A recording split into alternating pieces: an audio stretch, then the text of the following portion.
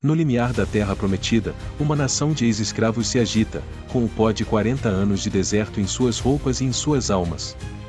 Eles são um povo nascido na areia, endurecido pelo sol implacável e alimentado por milagres. A lenda que os guiou, o profeta que abriu o mar e falou com Deus face a face, Moisés, está morto. Seu corpo jaz em um túmulo desconhecido e, com ele, uma era de certezas.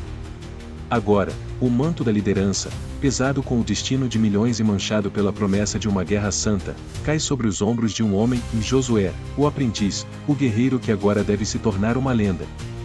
Esta não é uma história de paz e herança. É a crônica de uma conquista divina, uma saga brutal de fé, estratégia e sangue, onde os comandos de Deus ecoam como trovões e as muralhas da arrogância humana estão destinadas a desabar. O luto por Moisés ainda era uma ferida aberta no acampamento quando uma voz, a mesma que falou do meio da sarça ardente, quebrou o silêncio na mente de Josué. Não era uma voz de consolo, mas de comando implacável.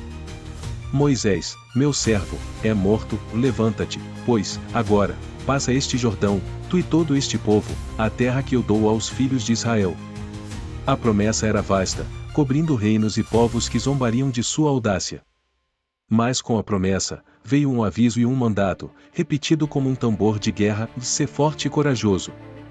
Coragem para enfrentar não apenas exércitos, mas o legado dos primeiros espiões, cujos relatos de gigantes e cidades fortificadas fizeram uma geração inteira perecer de medo no deserto. Josué sabia que a terra prometida não estava vazia. Era uma colmeia de reinos guerreiros, defendida por homens temíveis e cidades cujas muralhas eram ditas alcançar o céu. A ordem não era para negociar. Era para possuir. O primeiro obstáculo era uma fortaleza de arrogância e poder, Jericó. Antes de mover um único soldado, Josué, o estrategista, convoca 2 homens de sua confiança para uma missão suicida de infiltrar-se no coração da cidade. Eles se movem como fantasmas pelas ruas estreitas e opressivas de Jericó, um lugar de riqueza construída sobre o pecado e poder garantido por muros intransponíveis. Rapidamente descobertos, eles são encurralados, e seu único refúgio surge no lugar mais improvável, da casa de uma prostituta chamada Raabe, uma mulher cuja vida era tecida na própria muralha da cidade. Ela não era uma seguidora de seu Deus, mas as histórias a alcançaram. Histórias do Deus de Israel, um poder que não podia ser contido por rios ou exércitos. Em um ato de fé nascido do mais puro terror, ela esconde os espiões sob os talos de linho em seu telhado, mentindo para os guardas de sua própria cidade. Seu preço pela traição? A salvação. Um juramento de que ela e toda a sua família seriam poupados quando o exército de Deus chegasse. Um fio escarlate, pendurado em sua janela, seria o sinal de sua aliança, uma mancha de sangue e esperança na muralha já condenada. Com o relatório dos espiões confirmando que o terror de seu Deus já havia se espalhado por Canaã, era hora de avançar. Mas o rio Jordão, na época da colheita, estava em sua fúria máxima, uma barreira de águas violentas e lamacentas. Para o povo, era o primeiro teste público da liderança de Josué. O espírito de Moisés estava sobre ele? O comando divino veio, desafiando toda a lógica dos sacerdotes, carregando a Arca da Aliança, o símbolo físico da presença de Deus, deveriam marchar diretamente para a enchente. A nação inteira observava, em silêncio absoluto. No instante em que as sandálias dos sacerdotes tocaram a borda da água, o impossível aconteceu.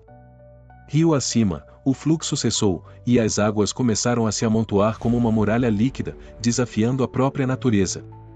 O leito do rio secou. Israel não atravessou um rio, eles marcharam através de um abismo aberto, caminhando sobre terra seca com paredes de água rugindo ao seu lado. O milagre não era apenas para inspirá-los, era para aterrorizar seus inimigos. Era a declaração de que o Deus do deserto havia chegado a Canaã.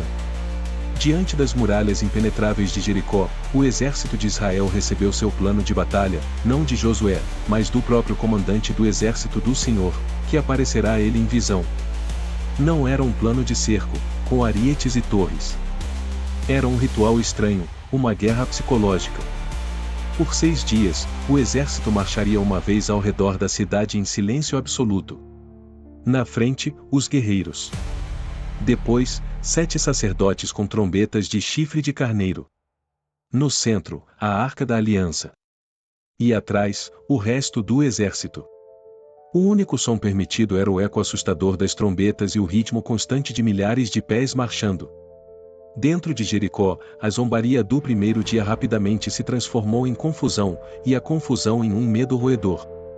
Dia após dia, essa procissão fantasma e silenciosa os rodeava. No 7º dia, eles marcharam 7 vezes. A tensão era insuportável. Então, ao sinal de Josué, as 7 trombetas soaram uma nota longa e penetrante, e o povo gritou. Um grito uníssono de guerra, fé e libertação, um som primordial que parecia abalar os próprios fundamentos da terra. E as muralhas não foram derrubadas por força humana, elas ruíram sobre si mesmas, desabando em uma avalanche de pó e entulho. A ordem que se seguiu à queda foi terrível e absoluta, um conceito difícil para mentes modernas, mas central para aquela guerra santa.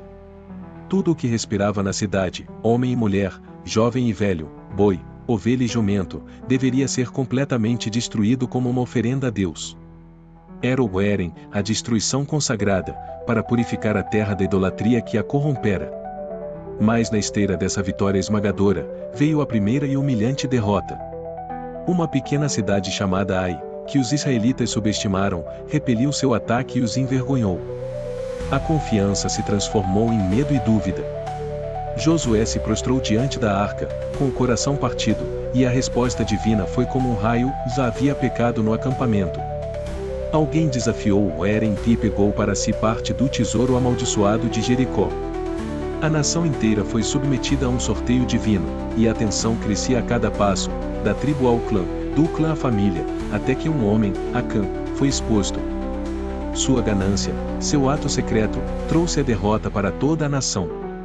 A punição foi brutal e pública, um lembrete assustador de que, para o Deus que os liderava, a obediência não era negociável, e o pecado de um homem podia contaminar a todos. Com o pecado purificado, a campanha militar foi retomada com uma ferocidade renovada. A aliança de 5 reis amoritas, os mais poderosos da região, uniu seus exércitos para esmagar Israel de uma vez por todas. A batalha que se seguiu foi lendária em sua escala e intensidade. Enquanto os inimigos fugiam em pânico, Deus interveio diretamente, enviando uma chuva de pedras de gelo do céu que matou mais homens do que as espadas do exército de Josué. Mas a noite se aproximava, e a escuridão daria cobertura para os reis e seus remanescentes escaparem, para se reagruparem e lutar outro dia. Foi então que Josué, no calor da batalha, movido por uma fé audaciosa, fez a oração mais impossível já registrada. Ele olhou para o céu e ordenou à própria criação: o sol, detente em Gibeão, e tu, lua, no vale de Aijalon. E o universo obedeceu. O sol parou em seu zênite, a lua ficou suspensa no horizonte.